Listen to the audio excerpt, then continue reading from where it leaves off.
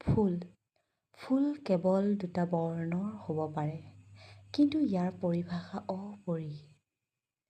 কেতিয়াবা ভাবি চাইছেনে? ই কেতিয়াবা ৰূপ লয় প্ৰেমিক প্ৰেমিকাৰ প্ৰেমৰ প্ৰস্তাৱৰ অংশ হিচাপে, কেতিয়াবা পূজ্য দেৱতাৰ পুষ্পাঞ্জলি হিচাপে, কেতিয়াবা ভক্তক দেৱতাৰ পৰা অহা নিৰ্মালি হিচাপে, কেতিয়াবা বৰ বধূক মাল্যাৰ্পণ হিচাপে, আৰু যে কত কি শুভ কামৰ অংশ ই।